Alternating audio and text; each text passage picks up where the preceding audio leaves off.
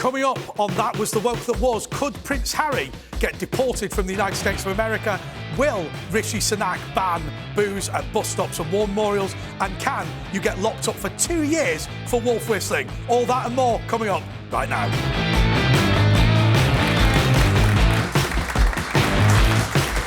It's time for That Was the Woke That Was with Andre Walker. Oh! Hello and welcome to That Was the Woke That Was, the topical quiz show that goes through all of the wokest stories of the week. On my panel tonight, Alys Denby, Lacey Butcher, Lizzie, Cundy and the lovely Pete Barnes. Now, before you clap, we've also got the world's smallest studio audience. Yes, they are David, George, Stephen and Matt. Hey!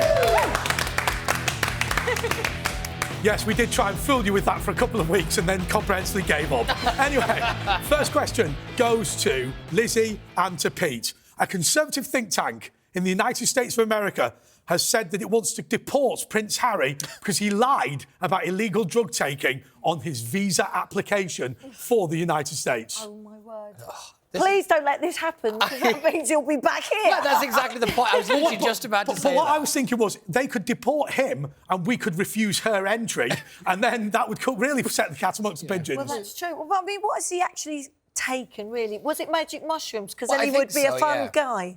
He said... Hey, fun guy, there we go.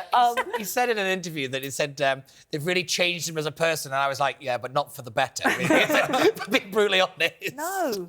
But of course, you know, I don't want to give this away to you, but let's be clear. In his book Spur, he said that he'd taken cocaine and smoked cannabis. Yeah. Now, I don't know what's on his visa application, but in general terms, you are asked about whether you've used drugs in the past. And if you lie, then you can be deported. But Yeah. cannabis is legal in California, so I don't know how they're squaring that one. Cocaine isn't, love. But also, don't forget, he's got different names. There's Harry, Harold. Henry. What are they looking under? Yeah. We don't know what is on his visa. It's fair to say that my 5-year-old nephew thought that book Spur, when I read him a bit, was hilarious because the future king was called Willie. He just thought that was the funniest thing he'd ever heard in his life. I think there's way too much Willy in that book. let's be clear. That's a good point. I'll tell you what, though, this could be the first successful deportation to Rwanda. Perhaps this could be an absolute success for us. Does Get him on that that? first plane. Is he the trial for Throughout the book Spur, he did say he had a great love for Africa. Yeah. Oh, there you go. Come on, Kigali, here we go. Signed, sealed, delivered. He's yours. Yeah, it's yours. And don't come back. Yeah. No, I think you make a good point there, Andre, is that it's about whether they've been given special treatment. And I think, you know, given the immigration problem in America in the first place, you know, it's just not played well for them. I mean, it is of course possible that he was either honest on the visa or they lied in the book Spur and claimed falsely that he'd taken drugs. But it's not impossible that he could get a visa even if he had taken drugs and even if he'd admitted it. But it should, in thery, be incredibly hard to do that. Yeah, exactly. Yeah. I think he shot himself in the foot, basically. Yeah, so it's like you say, no matter whichever way this ends up going, he's done for, really. But the thing is that these proceedings are always private. You know, they're never released to the public. Yeah. So this think tank is demanding something that's never going to actually happen. Yeah, they've made a freedom of information request. I think we know which way you're going on. But they made a freedom of information request for his visa, which I'm sure won't be disclosed. But to have lied on the application, if it's proved, is unbelievable. Has a conservative think tank in the US been campaigning to deport Prince Harry on the grounds of drug taking? True or false? True. Absolutely true! Right, this is one for Alys and for Lacey. Wolf whistling could get you 2 years in prison under a promised new law by Suella Braverman. I think this is true, don't you? There seems to be this sort of authoritarian route the government seems to be going down with its crackdown on antisocial behaviour. It also wants to kind of ban laughing gas. Now, you know, I've had laughing gas. I had it in childbirth. Lovely stuff. And if it was...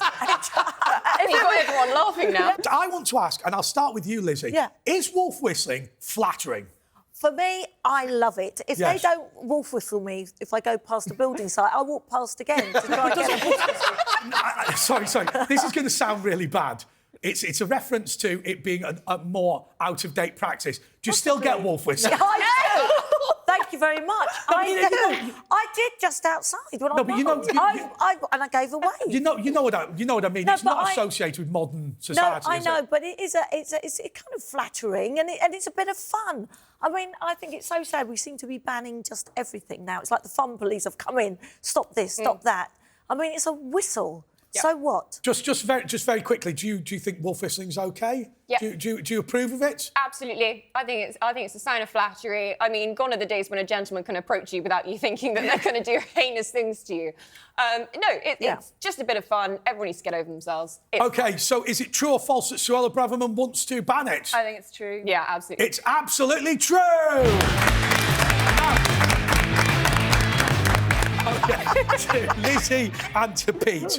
Rishi Sunak is thinking of banning alcohol at bus stops and at war memorials. Is it true or false? This doesn't make sense at all. No, I think they've got so much more important issues to deal with. I think this is quite pathetic. I don't know. I mean, I'm not instinctively against the idea of having something that prevents antisocial behaviour at war memorials and in graveyards and things like that. But the idea of just generally walking the street, I don't understand all these alcohol bans. I see it as an attack on our traditions. Yeah, I do. Do you know that alcohol is banned in a lot of public places in Scotland, and it's not like they don't have a drink problem in the country. That's one of the major criticisms of this, isn't it? Is that they kind of tried it already in Scotland and it's not exactly worked out. Why are we following anything that Scotland does? That's a good point. But I think this just seems... Congratulations, Humza. This honestly just seemed to me like the government needs to be seen to be doing something.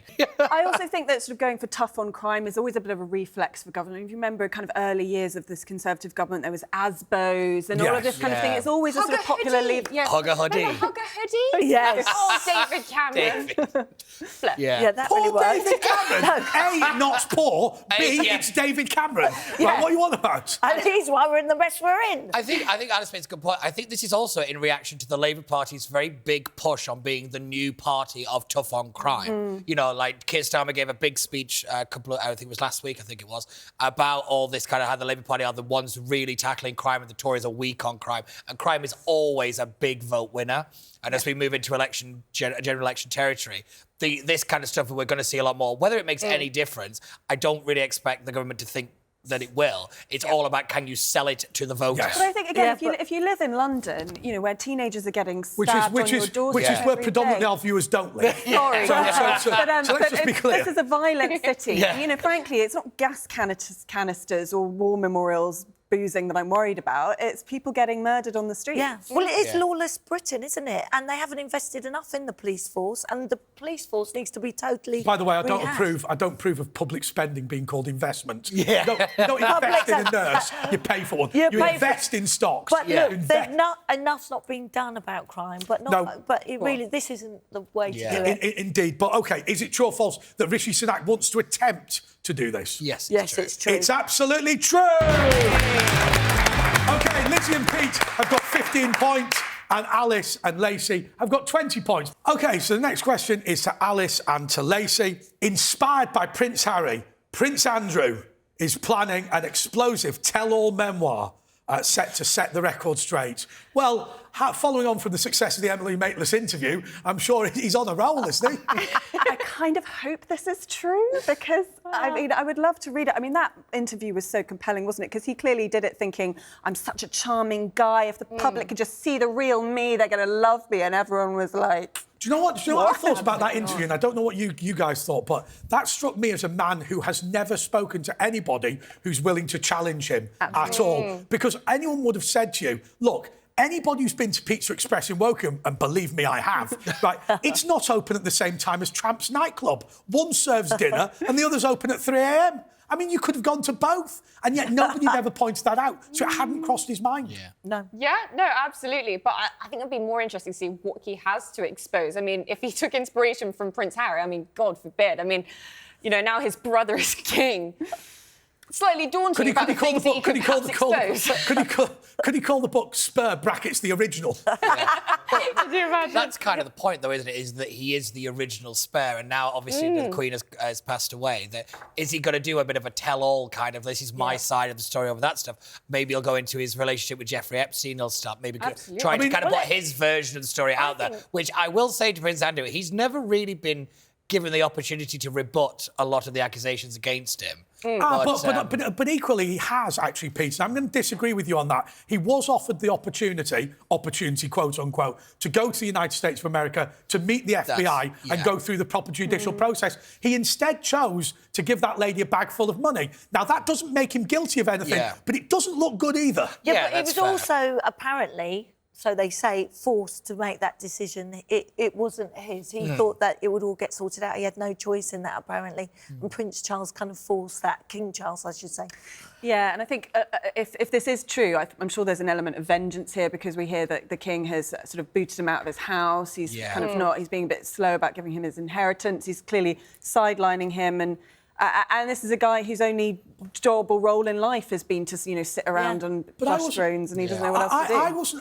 I wasn't sure he was entitled to any inheritance, because the rule is that the sovereign doesn't have to pay inheritance tax if it goes to the new monarch, not if it goes to any other person. It might not necessarily be inheritance, more like some kind of allowance or something. Yeah, but he That's likes probably what he's lived life on his entire life. So, he wants to make some money. He wants to make, and it's going. Everyone would read that. Andrew does like the high life, likes the high living, doesn't want to move out of the house to Frogmore at all. Of Royal Lodge. And this is now his way of making his own money. I do believe that is the point. We don't know, and that's kind of how we're meant to view the inner circle of the royal family. We're not meant to understand them in the same way that Harry has forced us to try and gain some kind of relationship between our normality and their normality, and that's just simply not the case. And I really think he hasn't taken inspiration from his nephew, and I think he would just do what the royal family do and keep a stiff upper lip and just keep his head down and carry on.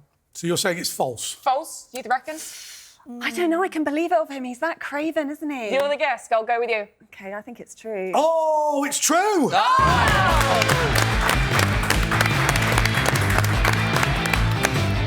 OK, Jeremy Corbyn is planning to run against Labour in the next election as an MP candidate for the monster raving loony party. I've heard something else. I've heard Jeremy Corbyn is running for Mayor of London. See, that's always been circulated around for some time, but I know he has been blocked from standing as a Labour candidate. Yeah. But I still think he's a Labour member, so I don't understand how you can be a Labour member and not be eligible to be a candidate.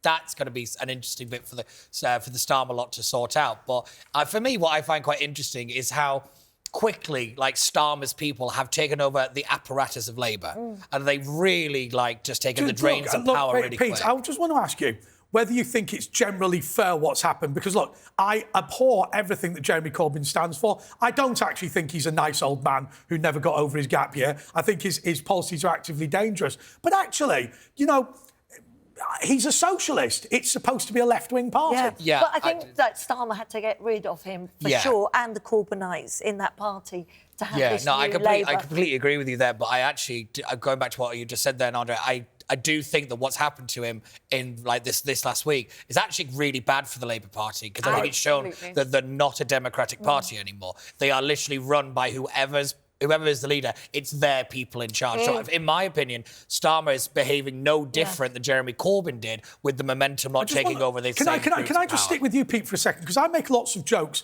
about where you and I are from. We're from neighbouring towns. But actually, that is the Labour heartland. That's the Red Wall. My constituency of Lee has a Conservative MP. When Andy Burnham held it with a 24,000 Labour majority at some point, doesn't this whole Starmer thing show a huge disconnect between ordinary Labour Party voters and members and Labour Party leadership? Now, I don't think Corbyn's any better, but the ordinary people, many of whom will watch this show, voted Labour all their life, that you and I know from places like Lee and Wigan, they are not represented in Westminster at all. Yeah. No. So what I would say is I actually think it started long before that. I think it started with Gordon Brown and who put me with that bigoted woman. I think that showed the mask slipped. Yeah. And I think that showed the disconnect between the more kind of London liberally type of Labour MP and the real heartland of the Labour Party. And that disconnect has only got bigger and bigger. And of course, we're being told now that issues like the trans issue like Brexit,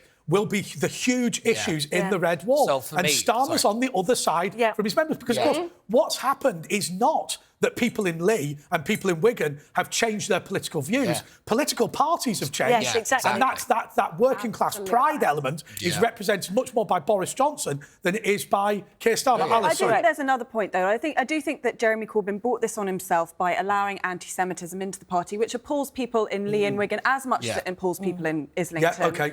And he refused to apologise, and that's why he had to go. And yes, say what you like about Keir Starmer's style of leadership, but I do think that Jeremy Corbyn is to blame for his own situation. Alys, is there an argument to say that actually it isn't anti-Semitism, it's anti-Zionism? I don't buy that argument. I think that Jeremy Corbyn doesn't understand that distinction and surrounded himself by people who also didn't understand that distinction.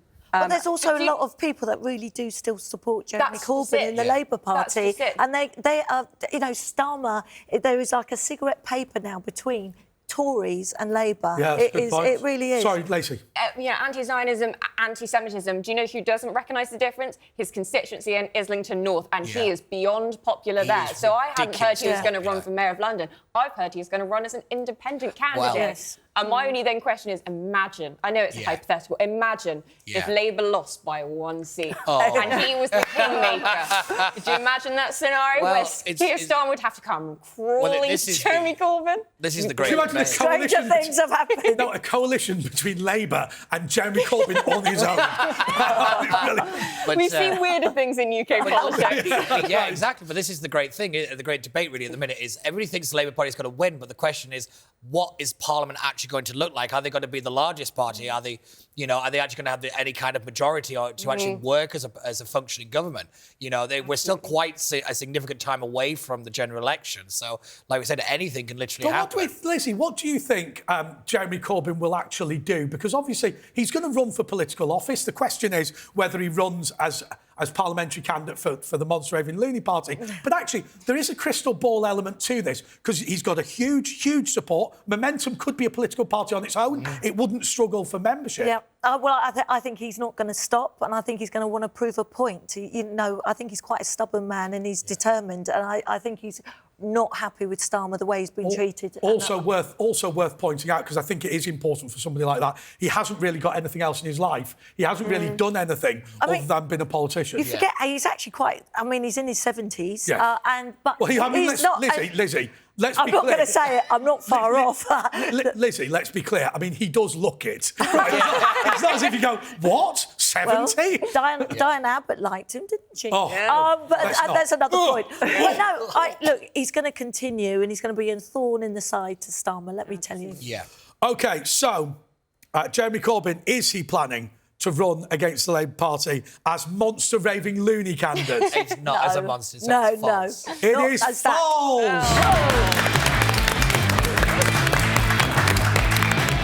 That was The Woke That Was continues after the break.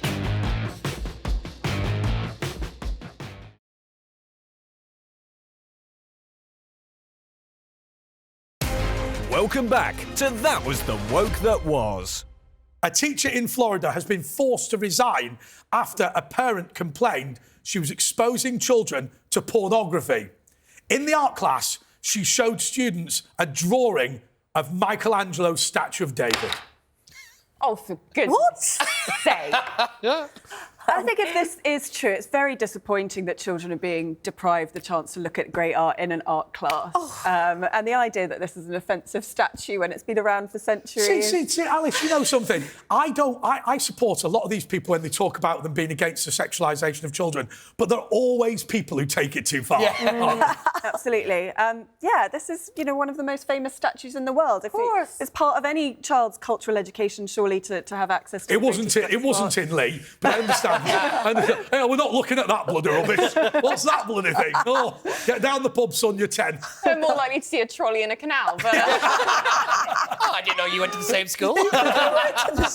How come in certain schools you can have a drag queen reading stories to kids and the parents aren't notified? Yeah. And yet this is... I think that's a good question there, because, like you said, I think there is something a little bit more controversial about showing having a drag queen on than, like you say, showing a picture of a funny famous enough, we had a guest last week who made the point that this is about parental choice, and if parents choose to send their kids to a school where there's no sort of pictures of statues or whatever, then that's fair enough. Also, those ones that want to have drag story time, that's fair enough for them. And who are we to regulate? Yeah, but let the parents decide, because at the minute it seems like the schools are doing all the decisions and even brainwashing the children, really. Because I always go back to lockdown. I think lockdown brought a lot of this back to the surface because parents were suddenly more aware of what their kids were actually being taught in schools because they were at home more. They saw them on Zoom classes and things. So my biggest question has been, how long has this actually been going on for?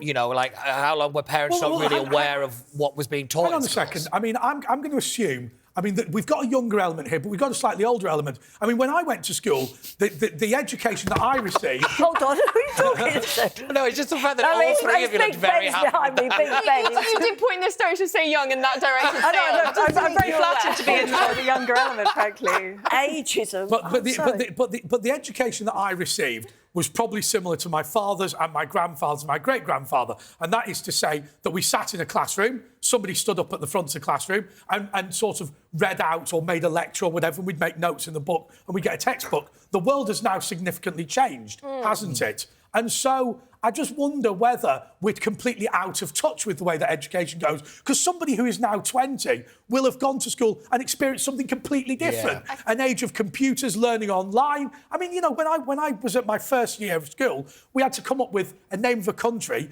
that had the first letter of every letter of the alphabet. That involved phoning round airports and going to the library, right? It would be an insult to an 11-year-old now to ask them to do that. Yeah.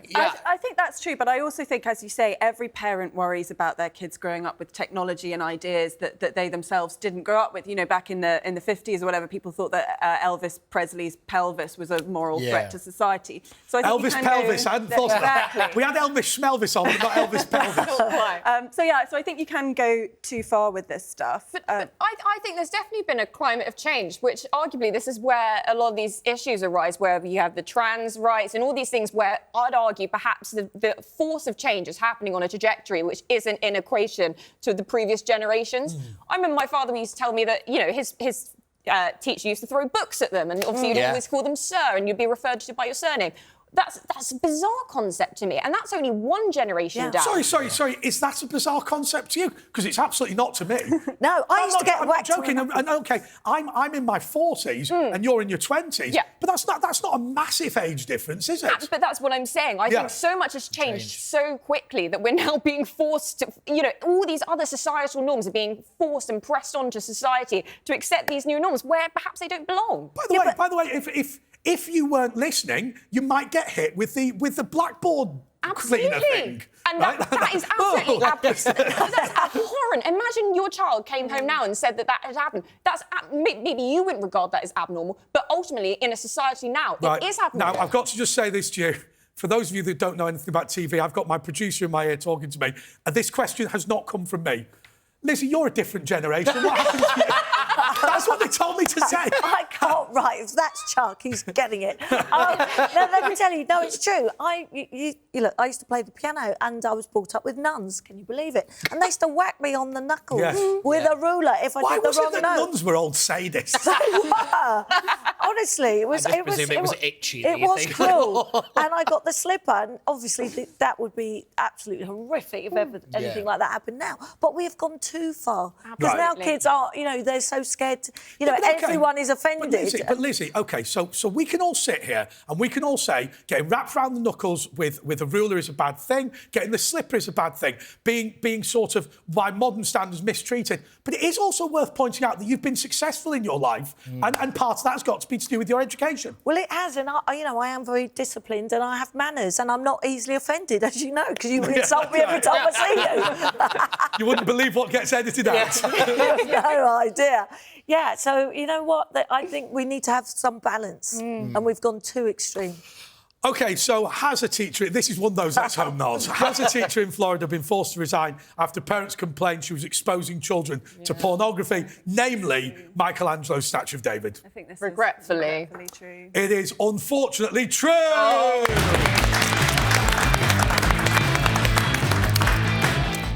OK, new SNP leader, Humza Yousaf, was once fined £300 for driving without insurance whilst he was Transport Minister.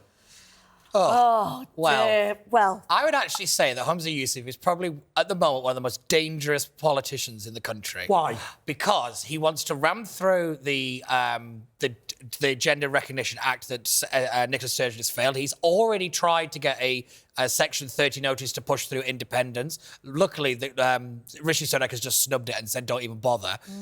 He just seems to be focused on independence and independence But alone.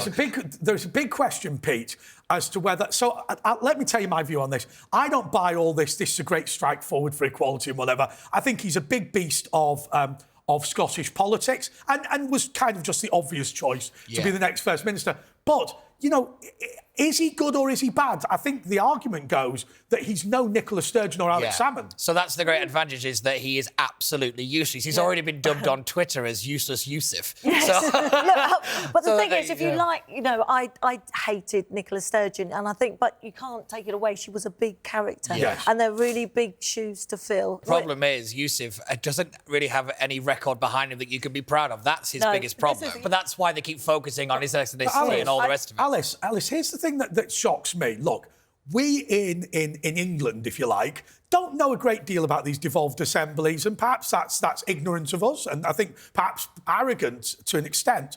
But, Nicola Sturgeon was always presented as the responsible, sensible one. If you look at her government's record, it is dire. Yes. In no category whatsoever is Scotland not falling behind England. Nowhere, whether it's health, whether it's education, whether it's crime, social issues, the lot. Well, and exactly, and Humza Yousaf has been a minister for all of these important things, Yes. and he's directly responsible for this poor record. So I think he actually leaves the SNP extremely vulnerable to attacks from both Labour and Conservatives for their record in Can government. Labour beat them this time? Because this gender think so. recognition thing is extremely bad. Humza Yousaf is part of the old guard of the SNP, now at least partly discredited. Yeah, I think the SNP was very good at disguising the fact that it's the only thing it really cared about was independence. Yes. By wrapping it up in this kind of, we're a social democratic, we're a liberal, values-based party. And this GRA thing has really blown that apart because it's actually, I think it's caught them off guard by how unpopular it was. Yes. And I think it's really exposed the SNP for what they are. They're a kind of... the only ideology they care about is nationalism. I fear that it's going to be a hung parliament and the SNP are going to be there to top up whoever. But it will be interesting to see how much of Labour can take over those Because SNPs. it's And I dare say it'll be quite a lot. It's interesting, though, because Scottish Labour actually voted in favour of the GRA bill up there. So it'd be interesting to see how they played that off between Scottish Labour and the UK Labour Party. Like, I think they're in for a bit of a kind of unstoppable force, it's a movable object situation. But their obsession with independence, in Yeah. a way, was Nicola And Sturgeon's with that- downfall. But also, I just think it's so sad for the trans community, who should be treated with care and understanding. They're being used as political pawns to win points. That's what it's about. 100%. And unfortunately, when you attempt to score points, sometimes somebody else scores points as well. Yeah. And I think in the case of the trans community, they've overwhelmingly been humiliated by this thing in Scotland. I couldn't agree Anyway, more. Humza Yousaf, has he been fined £300 for driving a car without insurance? True. True. It's absolutely true! That was The Woke That Was continues after the break.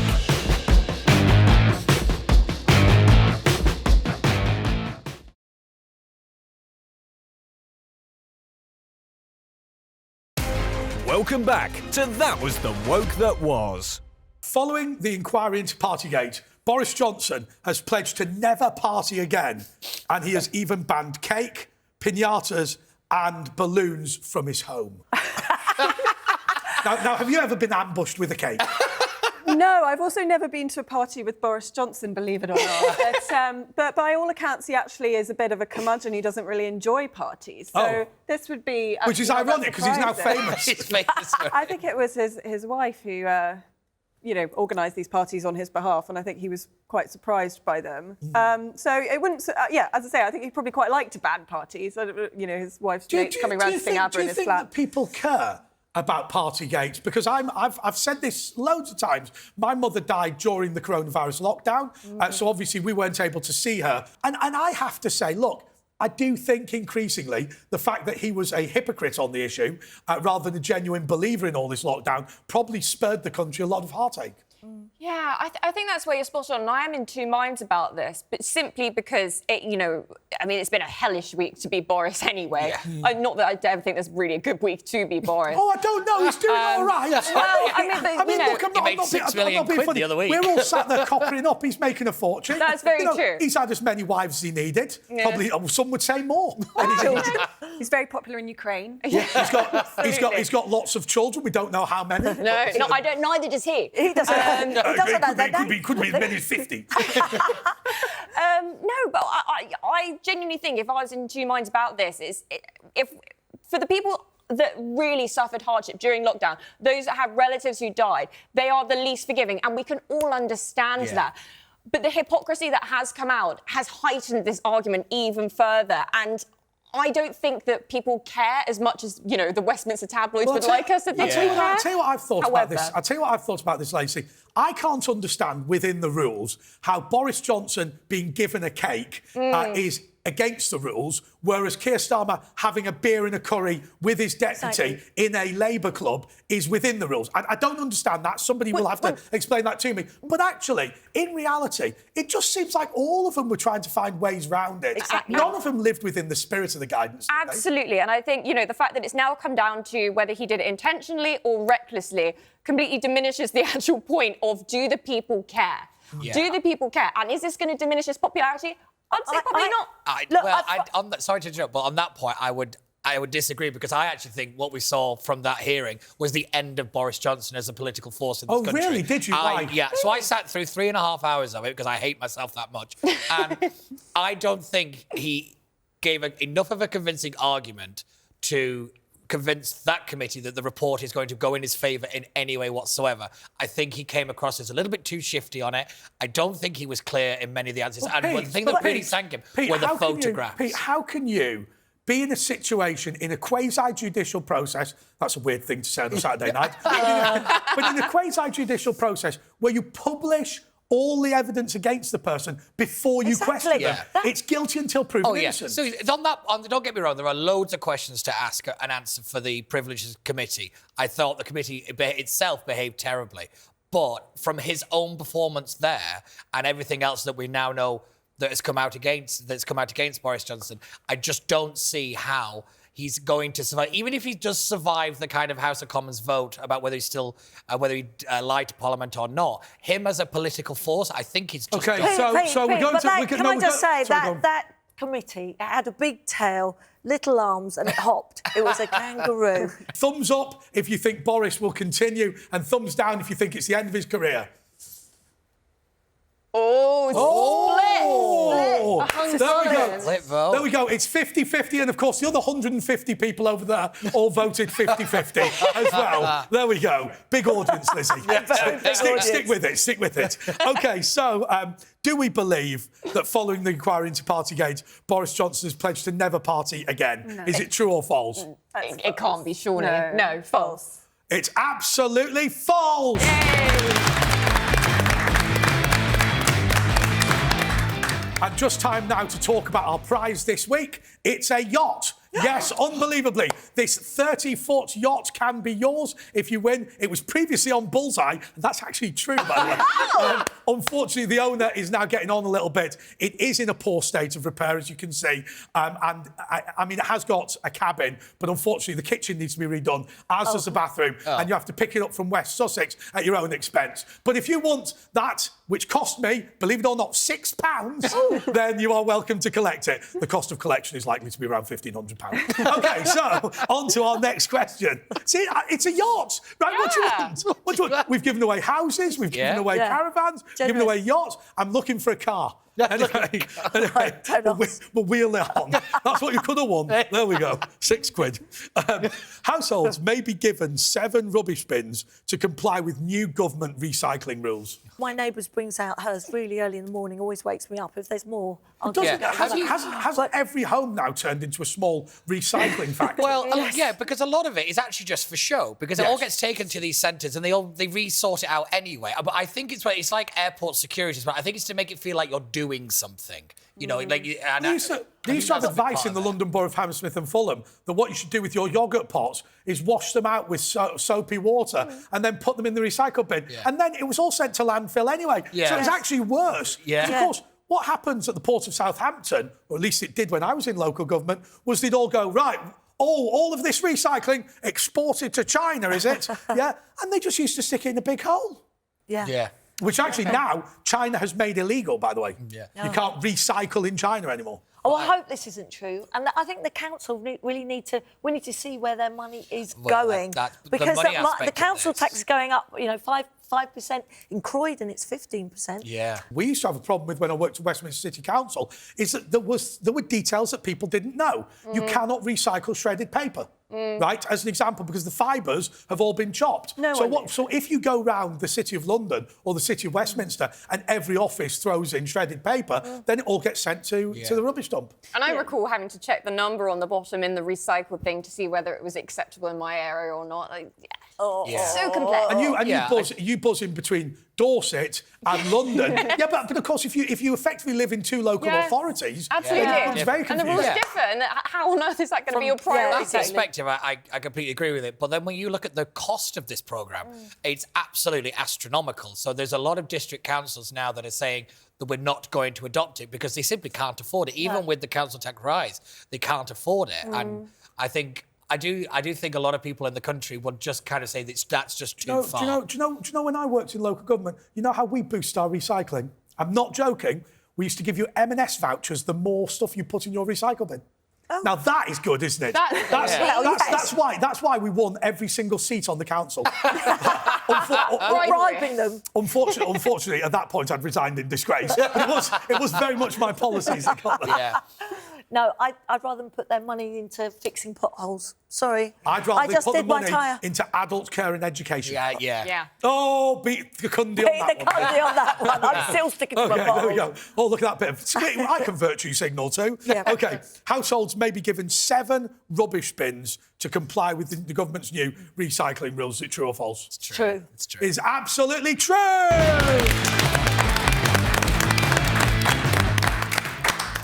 Liz Truss intends to appoint 4 members into the House of Lords despite only having been Prime Minister for 44 days. Is that true? This is true, yes. She intends to appoint some of her close advisors who clearly gave her great advice on her economic platform. Longevity. I mean... I was like, do you know, I was with Lord Littlewood of Southampton at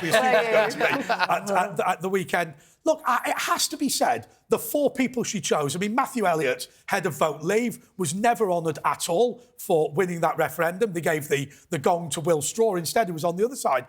Mark Littlewood is a big beast of economic policy. Most people watching won't have heard of him, but actually he is a significant player in Westminster. And the other couple were fairly sensible as well. I heard a little conspiracy theory the other day that you've noticed that the Boris Johnson resignation honours and the Liz Truss resignation honours have been leaked. Now, there's only 2 groups that can leak that. It's either the Cabinet Office, read Rishi Sunak, or the former Prime Ministers themselves. I just wonder whether Rishi Sunak wants to discredit the resignation honours so he can appoint people on his own in his capacity as Prime Minister. So you can basically say, let's get rid of the resignation honours. I'm not going to do it myself. But, of course, then he still has his period in office to appoint people. There's also one other group there that you didn't mention. It's also could have been leaked by the civil service. Oh, yeah. By the staff. Well, I mean the Cabinet Office, yeah. Yeah. But I'd say it's Rishi. Fishy Rishi. I'd never trust him again You after really what don't he... like him, I do do you? not like Fishy Rishi. No, after what he did to Boris, backstabbing his mate, and then he'd already done his It's showbiz. fascinating that Rishi would need an incentive to discredit Liz Truss more than her legacy had already done so. No, I always say the big advantage of having Rishi Sunak as Prime Minister is that Rishi Sunak will not conspire against the Prime Minister, right? Unless he conspires against himself. Himself. Extraordinary thought, wouldn't it? One thing I think interesting on this, though, is the people that have criticised her used to work for her. Yeah. I find that quite interesting, with the headline I read anyway. Exactly. I feel quite sorry for the letters. I really do. What, the letters on Liz? I do feel sorry for Liz because in some ways our policies would have worked, but she just did it all the wrong way. I just think there'll be people watching this show now who feel that she announced a load of things that needed to happen. Rishi's friends in the city ensured it absolutely tanked, and then Rishi won the leadership. I mean, it has to be said. Yeah. You know, his route to number 10 is unbelievable. He's basically lost consistently, but was able to worm his way in. He did. He parachuted into number 10 and no one wanted him. It's And unbelievable. still doing better than Keir. Well, I mean, what does that say about politics today? Well, you say that, but Labour aren't doing badly in the opinion polls. Let's just say. I mean, the entire red wall, all of the seats now are being expected to be lost by the Conservatives. What I find extraordinary, of course, about all of this is that Boris Johnson won overwhelmingly for the Conservatives, and he's the only person, if it happens, he's the only person who's not a convicted criminal who will not survive that entire parliament. It's him who won. He won. They're all behind, and he's the one they're getting rid of. The state of politics. When I were a lad, things back were in my different. day. Oh, bloody, absolutely disgraceful what's happened. OK. I think there's a serious point about the honours system, is that everybody knows this is not, you know, a system that you'd invent from first principles. Yeah. But it kind of works as long as people kind of behave as good chaps and don't abuse it. And I think what you're seeing... But I'm sorry, Alice, I've got to say something. I'm just going to say this to all of you from the bottom of my heart. I've been a member of the Tory party since I was 16. I've been a political advisor, I've worked at the House of Commons, I've worked at the European Parliament, I'm now a TV presenter on this station. I want the system to remain corrupt, right? Because my retirement as the Right Honourable the Lord Walker of Lee is assured at this stage, right? So let's be careful. Very about this. selfish. No, because I'll tell you, an independent appointments panel wouldn't touch me with a barge pole, whereas the corrupt system, they might make me a viscount, right? You know, and at £350 a day, that'll be a nice thing after I retire from talkTV. So good luck, Rishi. Keep it going, pal. Anyway, OK, so has Liz Truss intended to appoint 4 members to the House of Lords, despite only being Prime Minister for a short period? Is it true or false? Yes, I believe true. It's absolutely true! That was The Woke That Was. Continues after the break.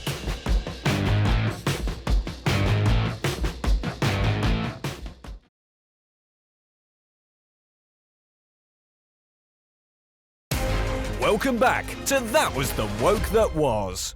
OK. The next question. Oh, no. You know it's going to be a good one. Face, that's worrying me. A barrister who suffered from repetitive farting has won £137,000 in compensation after his request to work from home was denied. He's a barrister and he has a problem with wind. Oh, that's what you said you had, and you made it here today. Oh, wow. No, we've seen this from Lizzie before. She's not above falsely claiming that people have been flatulent in this year. Look, it's better out than in. Right? By the way, that's what I wanted us to call the Vote Leave campaign. Better out than in. Better out than in. But I should admit, this is a little crazy, though, isn't it? Like, It is. I'm sure there's some principle in law or What the whatever. hell's he been eating? Yeah. I mean, what's You in know. his diet? But what was he doing before working from home?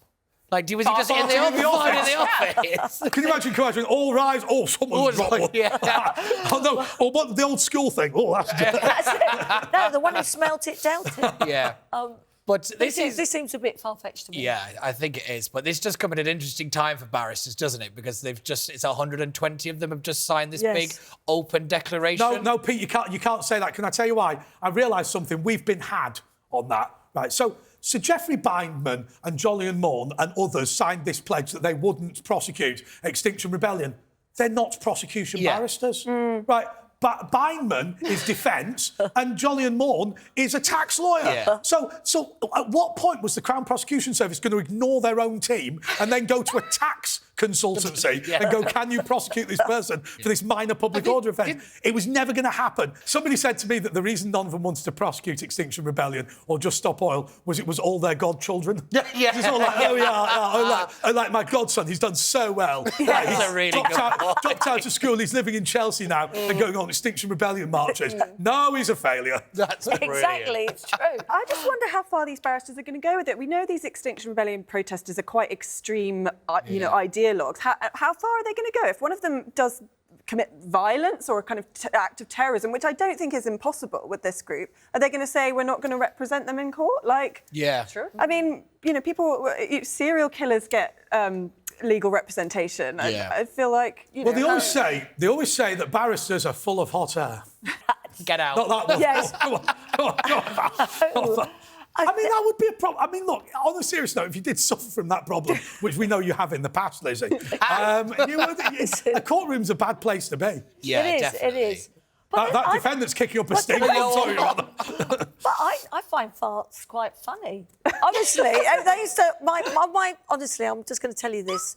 On the first date with my husband, ex-husband, he used to do this. He used to break wind, and he knew you were the right girl if he'd laugh. Because it was humour. And who says romance is dead? So, if you enjoyed his fart, he liked you. So just to be clear, you're still married to him, right? No, I'm not.